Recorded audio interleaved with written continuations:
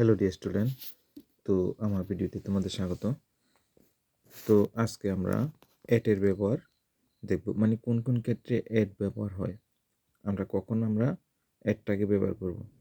দেখো, গ্রামের নামের আগে আমরা অ্যাড ইউজ করব, যেমন মনে করো উই লিভ এট বিলোনিয়া, বা ছোটো শহর যেমন দে লিভ এট আগরতলা। ঠিক আছে, তাহলে ছোটো গ্রামের নামের আগে অ্যাড বসে বা ছোটো শহরের নামের আগে অ্যাড বসে। এরপরে হলো দেখো বাড়ির ঠিকানা, যেমন মাই মাদার লিভ এট একিনফুট। ঠিক আছে, এক্ষেত্রে কিন্তু তাহলে অ্যাড বসবে। এরপর আছে যেমন দেখো দুপুর, রাত্র, ভোর, সূর্যাস্ত, সূর্যোদয়, হ্যাঁ, খাওয়ার সময়, হ্যাঁ, এক্ষেত্রে কিন্তু অ্যাড বসে। এরপরে দেখো নিকট সময়, যেমন at the present, at the last, এক্ষেত্রে কিন্তু কি অ্যাড বসে।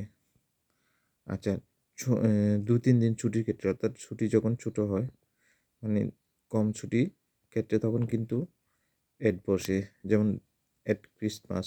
ঠিক আছে, এক্ষেত্রে অ্যাড বসে।